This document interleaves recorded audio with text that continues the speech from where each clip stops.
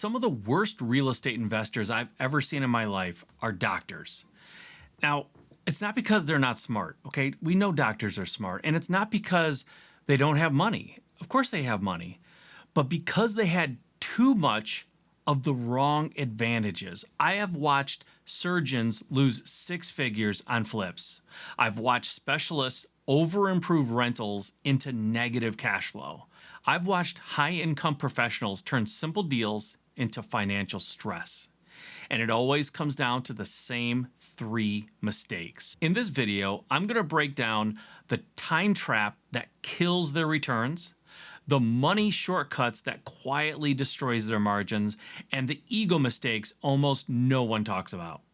If you're a high-income professional thinking about buying rentals or flipping houses, this might save you from a very, very expensive lesson. Okay. Before you get upset with me, especially if you're a doctor, first of all, I'm not really just talking about doctors. I'm picking on doctors a little bit here, but I'm really talking about doctors, lawyers, high-income individuals or high-income professionals, C-suite professionals, anybody who's high-earning but doesn't have a lot of time. We're using doctors as sort of a target here, but I'm not suggesting that doctors, lawyers, C-suite individuals, that they're not intelligent. Of course they are. Doctors are super intelligent. Doctors are disciplined and they're analytical and they're high performing. We know that. This isn't about intelligence or the fact that they can't do it. It's about a mismatch between their lifestyle and this asset class. Okay, mistake number one, the time illusion. Now, just picture this. Let me set a scene for you here. You're a doctor, you're working 60 hours a week, you're on call all the time, right? On-call schedules are absolutely brutal. You have very limited family time. Now, add to that contractors calling you, wanting to talk about delays or talk about, upcharges because they found something that was not discussed in the house. Inspection delays. You're getting the work done. It's supposed to get inspected. The inspectors don't come, and it kind of messes up your schedule with all of your contractors. If you're talking about rentals, then rent issues, right? Rent wasn't paid this month, or there's an issue in the house that needs to be fixed and you need to get a contractor in there and fix it. Renters are very, understandably impatient when something goes wrong in the house. They want it fixed right away. It can't wait until you're done with a patient or you're out of surgery, for example, right? And then financing decisions. There's always something that has to be decided in a real estate business, whether you're flipping houses or you're doing rentals, because by the way, rentals usually require flipping it first or doing the renovations and getting it rent ready, they call it, right? And so there's a lot of financial decisions that have to be made while you're trying to do this on the side. The fact of the matter is real estate doesn't care how busy you are. It still requires management. Now, here's where it gets really expensive. Mistake number two, using money as a shortcut. High income creates confidence, right? I have not met a lot of doctors and lawyers who suffer from lack of confidence. And it's not a bad thing. It's just they've had a lot of success in their life. And so that success breeds confidence. Confidence creates sometimes underestimation. You underestimate a problem because you're so used to, especially as a doctor, you're so used to solving problems. And for that matter, lawyers and high income, high earning individuals, you're problem solvers. You're used to solving problems in your industry all the time. So you underestimate the things that you have to do in real estate, and that underestimating of the problems in real estate sometimes, because it's a side project, leads to overspending. People with money tend to throw money at problems that they don't have the time or mental bandwidth to figure out. So that causes a significant problem when the problem isn't about spending money, it's about solving the problems and being on site and kind of being an operator in your business. Okay, let's use this as a quick example. Let's say you have a $40,000 rehab budget. It's just cosmetic. It's just a cosmetic upgrade. Paint, flooring, maybe some cabinets getting redone or maybe refaced, some bathroom remodeling, nothing crazy, just a cosmetic upgrade. That turns into an $80,000 upgrade Your margins are gone. That's it. Game over. You've lost money on this house. And you say, well, if I started at 40, how would I get to 80? Simple. Contractors, number one, are really, really good at trying to upsell you into higher, more expensive products. And a lot of times, a high income person lives in a nice house. They have nice, furnishings and finishes in their house. And so they renovate it to look like what they would want to live in. Instead of renovating it to match the neighborhood or the community that it's in, they overdo it. And so it's very, very easy to double. And I've seen people triple and quadruple their budgets because it just keeps spiraling out of control. And if you have the money to spend, you're more likely to put the money into it as opposed to digging in, getting on like street level, right? Like getting there at the property and really taking a look and doing your homework about the rest of the neighborhood to really know what that renovation should look like. In real estate, margins are like oxygen, and money used to casually sort of smooth over problems really suffocates those margins and suffocates your business, and it suffocates the project, and the oxygen is gone, and it really dies. And by dies, I mean the profits die. There are no more profits left. You really cannot out earn a bad deal. It's just not possible. Okay, let's try this. A doctor buys a duplex, hires a full service property manager, right? Property management in place, problem solved, get my time back. So that property management company is going to do everything.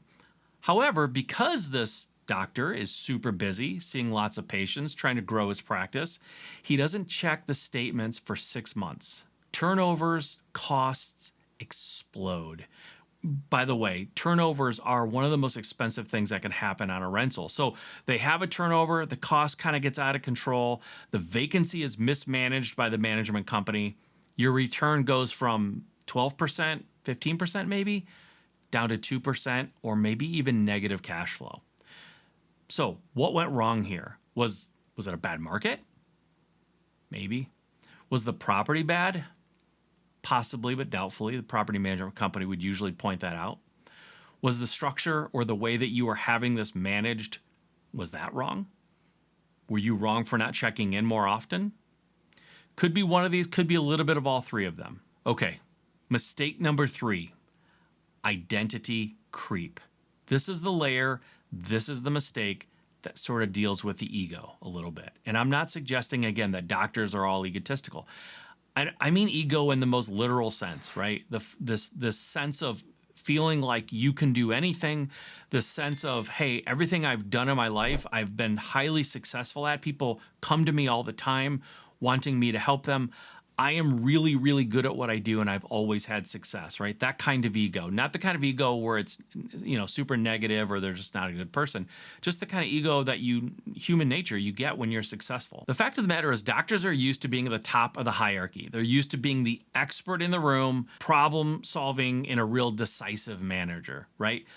Real estate, though, requires delegation.